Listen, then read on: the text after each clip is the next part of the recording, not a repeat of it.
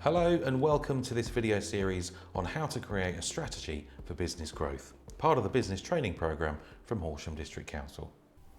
My name's Mike Clare and I specialise in strategic management in small and medium businesses. Strategic management is the creation, implementation and review of strategies. And in this video series, we're going to primarily examine the first and last parts of that. Strategic planning, planning for growth, and strategic review, which enables us to adapt to change. So to start off, let's have a look at what to expect from these upcoming videos. Now we're going to take you through three key topics: the process of strategic planning, how to plan for growth, gathering the right information, and how to look at your market in different ways.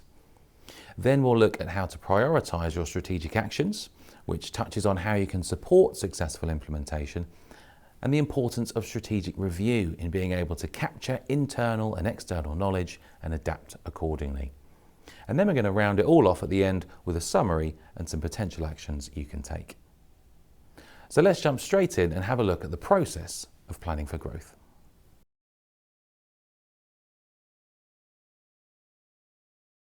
Now, when we talk about planning for growth, we're assuming that your business is already up and running and has gone through its first couple of years or more.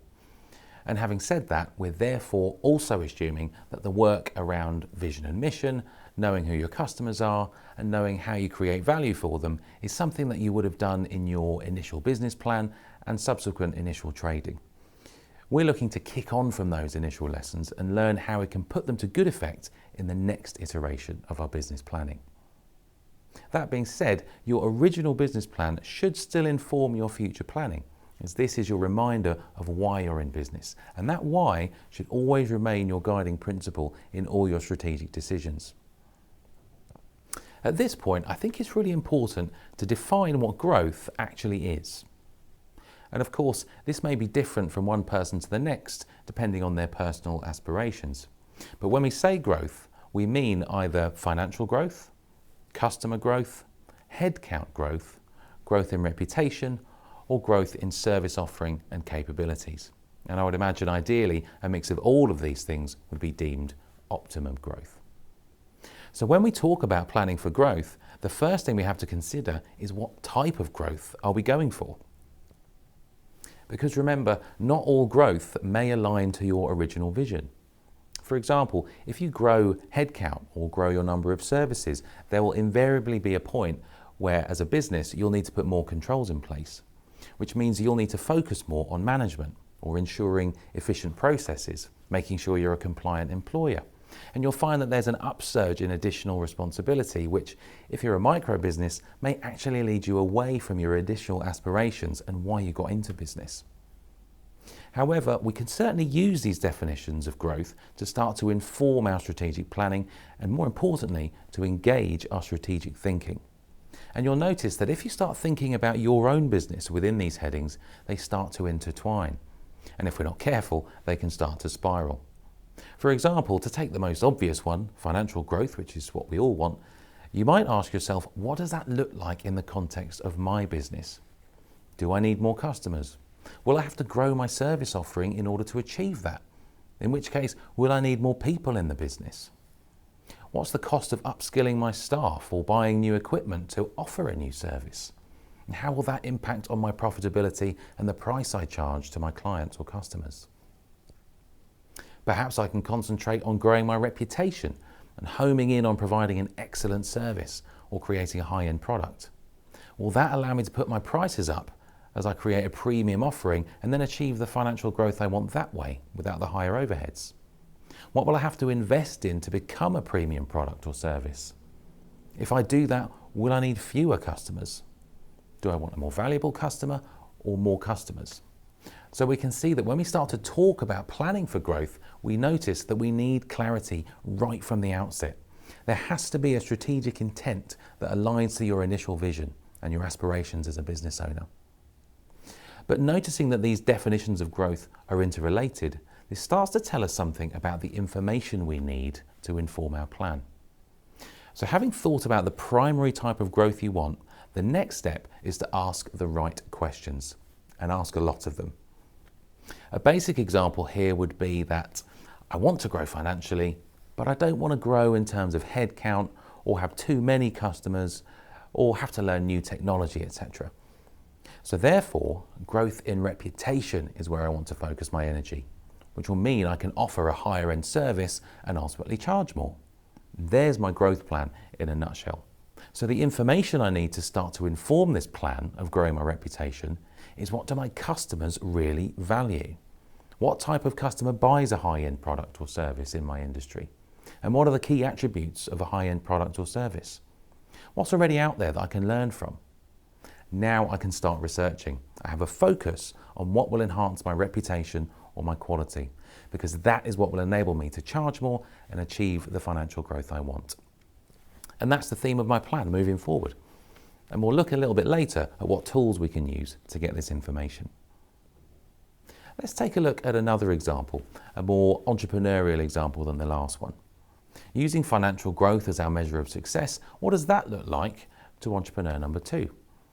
Well, in this case, I want all of it. I want customer growth, headcount growth, to be able to offer more services, to have more expertise within my business, and that's going to grow our reputation and therefore our customer base. And I want to achieve all of this in 3 years.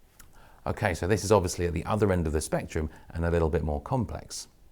So where do we start? Lots of information to gather, lots of questions to ask. Although initially we might have to look within before we start looking ahead. We might ask, where am I currently in my business?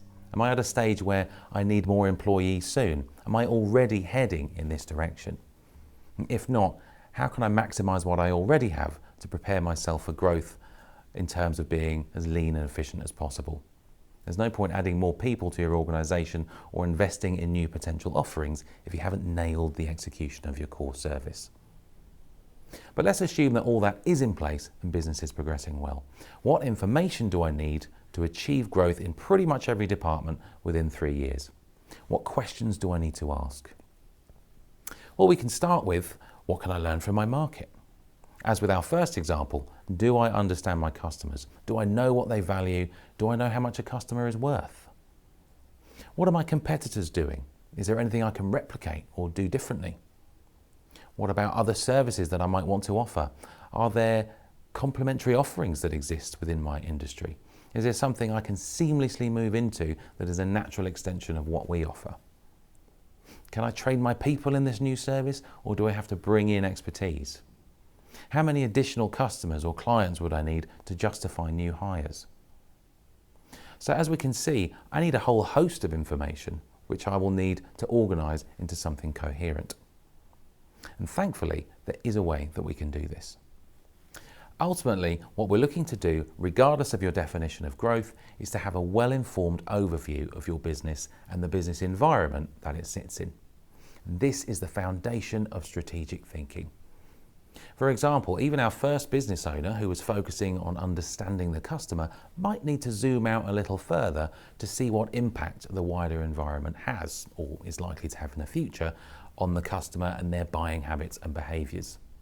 The more knowledge we have, the better prepared we are to develop an achievable plan for growth.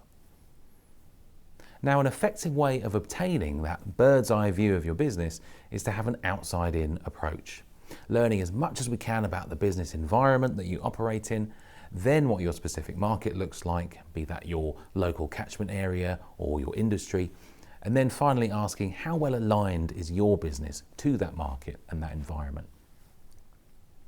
In larger businesses, senior teams and consultants use a number of strategic analysis tools. The most common ones being PESTLE or PEST analysis, which looks at the political, economic, social, technological, legal and environmental factors that influence a particular industry, and Michael Porter's 5 forces, which looks at the forces that operate on a market, namely the threats of competition, new entrants and substitute products and services, and the power of buyers and suppliers. However, in SMEs, research tells us that time and resources are always stretched, so it may not be useful to conduct analysis in this formal way. We're looking to grow our business, not take a business degree. But nevertheless, we can still ask the questions that those strategy tools pose to get us the answers we need. What we need to do is break it down into categories. So we're going to use that layered approach that we saw in the last slide to define our categories and the strategic tools we briefly mentioned to give us the questions within those categories. So let's discuss each column here.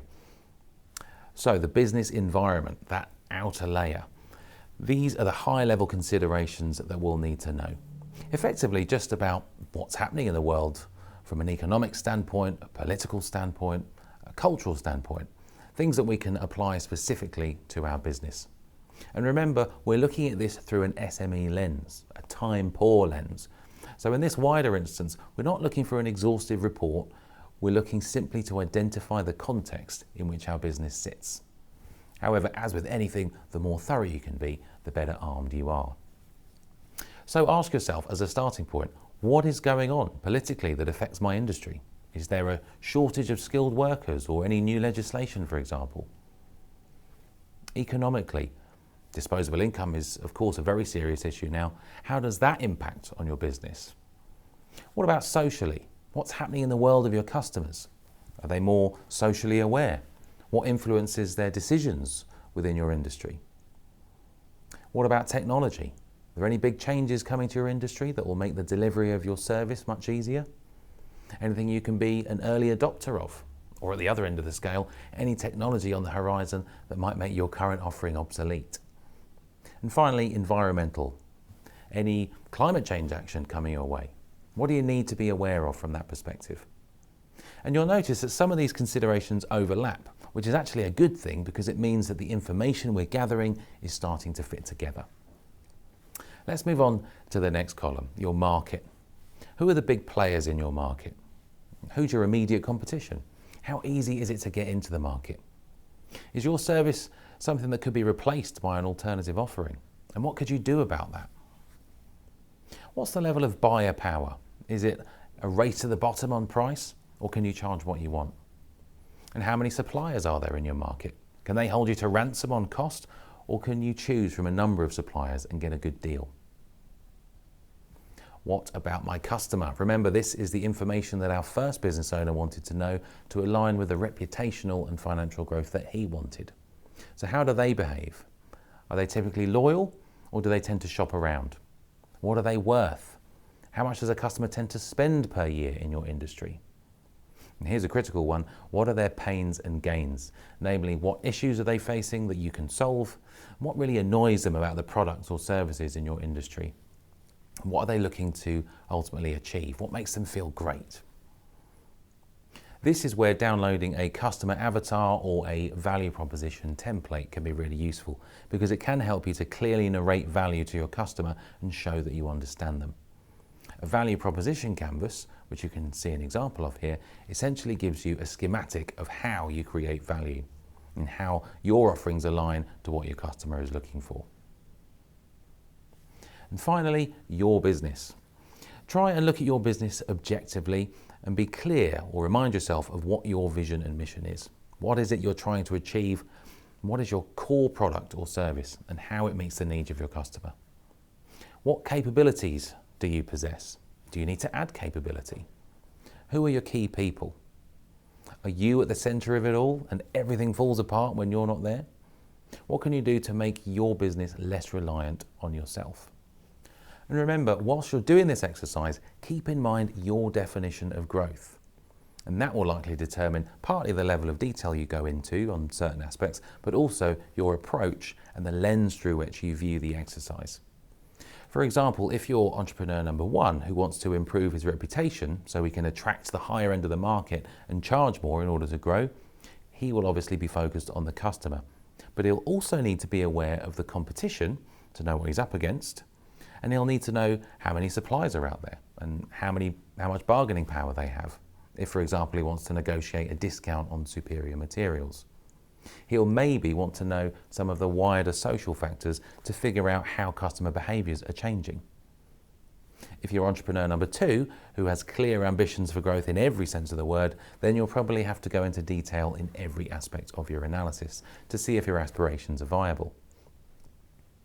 Now it's about going out and gathering that information. And how do you do that? Well, obviously, you may already know some of the answers to those earlier questions. But aside from that, Desk research is obviously a great way of getting much of this information. Spending an afternoon Googling questions about your industry can be very valuable, particularly if you can find an industry-specific journal or magazine online to delve deeper into industry topics. And of course, you can ask your clients or customers through surveys and speak to your colleagues, your network, whoever you might think will have a valuable perspective. So there we have it for video 1. We've looked at defining growth and identified it as having numerous metrics: financial, customer, headcount, reputation, and service offering. That has led us to think about the type of growth that you want to achieve and making sure that it fits in with your vision of your business and, as a business owner, your lifestyle. We've then looked at analysing your environment, your market, your customers, and your own business to give you an idea of the key questions you need to be asking to gain a strategic overview, that bird's eye view of your business in the context of its environment. And finally, we've looked at ensuring that your definition of growth remains at the fore in your investigations and analysis so you can start to test the viability of your growth aspirations. In the next video, we'll be putting all this information together into a working list of strategic priorities, and we'll examine what factors influence the successful implementation of strategic plans.